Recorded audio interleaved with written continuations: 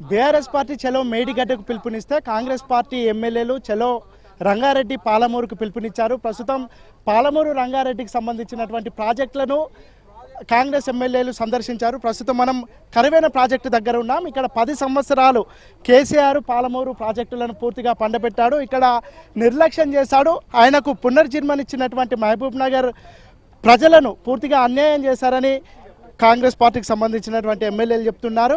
తమ తప్పులను కప్పిపుచ్చుకోవడానికే మేడిగడ్డ సందర్శనకు వెళ్తున్నారని కూడా పొలిటికల్ కామెంట్స్ చేస్తున్నటువంటి సిచ్యువేషన్ ఉంది. ఇక దీంతో ఈ పార్లమెంట్ ఎన్నికలకు సంబంధించినటువంటి హీట్ తెలంగాణ రాష్ట్రంలో పెరిగిందని చెప్పుకోవచ్చు. ప్రస్తుతం పాలమూరు నియోజకవర్గానికి సంబంధించినటువంటి ఎమ్మెల్యేలందరూ, ఆ పార్లమెంట్కి సంబంధించినటువంటి ఎమ్మెల్యేలందరూ ఇక్కడ ప్రాజెక్టులను సందర్శిస్తా అన్నారు. కేసీఆర్ సరైన పనులు చేయలేదు, 80% పనులు చేశామని కేసీఆర్ చెప్పినా ఇక్కడ పనులు అసలే చేయలేదు. దీనివల్ల దక్షిణ తెలంగాణ పూర్తిగా ఎడారిగా మారిపోయిందని కాంగ్రెస్ పార్టీకి సంబంధించినటువంటి ఎమ్మెల్యేలు చెప్తా ఉన్నారు. ప్రస్తుతం కాంగ్రెస్ పార్టీకి సంబంధించినటువంటి ఎమ్మెల్యేలు ఇక్కడ క్షేత్రస్థాయిలో పర్యటన చేస్తూ ఉన్నారు. ఇక్కడ ఉన్నటువంటి వాస్తవాలు, గత ప్రభుత్వం చేసినటువంటి తప్పులు, వీటన్నిటికి సంబంధించి డిస్కస్ చేస్తున్నారు. ప్రజలకు వాస్తవాలు తెలియజేయాలని చెప్తున్నారు. సార్ ఏంటిది, ఒకవైపు వాళ్ళు మేడిగడ్డకు పిలుపునిస్తే మీరు పాలమూరు రంగారెడ్డికి పిలుపునిచ్చారు. పూర్తిగా కేవలం రాజకీయం కోసం మాత్రమే మీరు ఈ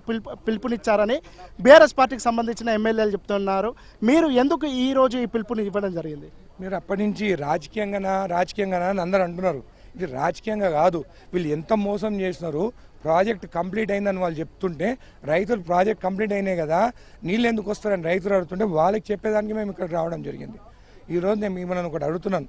ఒక ప్రాజెక్ట్ చేసినప్పుడు ఒక డీటెయిల్డ్ ప్రాజెక్ట్ రిపోర్ట్ ఉంటుంది. అంటే ఒక ఇండస్ట్రీ కానీ ఒక ప్రాజెక్ట్ చేస్తే ఫస్ట్ మన ఇన్పుట్ ఏంది? ఇక్కడ ఇన్పుట్ వచ్చి water. First input water Srisailam రిజర్వాయర్లో ఆ వెనకాల పక్కన వాళ్ళు అమ్మేసుకున్నారు జగన్కి. అంటే నీళ్లు లేవు, ఫస్ట్ ఇన్పుట్ లేదు. సెకండ్ డిజైన్, వీళ్ళ డిజైన్ మొత్తం ఫెయిలియర్. వీళ్ళు పెట్టిన ప్రాజెక్ట్స్ వల్ల మీరు ఇక్కడ చూస్తే శ్రీశైలం నుంచి కొల్లాపూర్ నుంచి స్టార్ట్ అయితే ఈరోజు ఇక్కడికి కర్వేన వరకు వచ్చేవరకు 3 లక్షల ఎకరాలని చూపించినారు. దాని తర్వాత ఉదండపూర్ నుండి 9 లక్షలని చూపించారు. మొత్తం 12 లక్షల ఎకరాలకు రావాలి.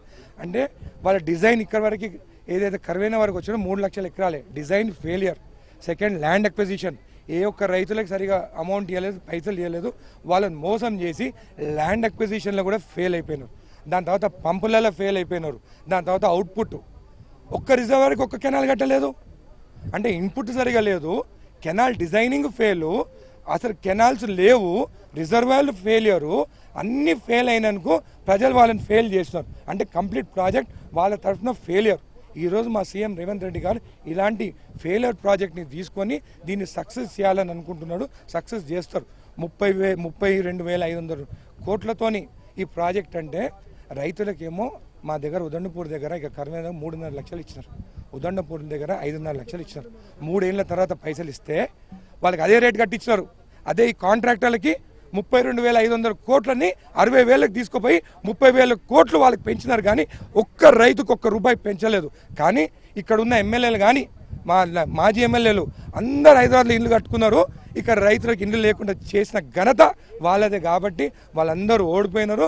ఇంకా జీవితంలో వాళ్ళు గెలవారని చెప్పి మీకు తెలియజేస్తుంది. ఇటు మేడిగడ్డకు సంబంధించి ప్రభుత్వం పిలుపునిచ్చి అందరం వెళ్ళి అక్కడ జరిగిన డ్యామేజ్ చూద్దాం, దానికి ఏ విధంగా చేస్తే మరమ్మతులు చేస్తే డ్యామేజ్ కంట్రోల్ అవుద్దని ప్రభుత్వం భావించి అందరినీ పిలిచింది. ఆ రోజు బీఆర్ఎస్ ప్రజాప్రతినిధులు రాకుండా ఈరోజు బీఆర్ఎస్ ప్రజాప్రతినిధులు మేడిగడ్డకు పోవడాన్ని ఎట్లా చూస్తారు? ఇప్పుడు వాళ్ళు ఏమనుకున్నారంటే మేము పోయినప్పుడు ప్రజలు ఏం చూడర్లే అని అనుకున్నారు. ప్రజలకు అంతా అర్థమైంది. వాళ్ళకి బాగా ఇంటెలిజెన్స్ రిపోర్ట్స్ ఉంటాయి కదా, కేటీఆర్ గారికి కేసీఆర్ గారి రిపోర్ట్లు వచ్చి ఉంటుంది.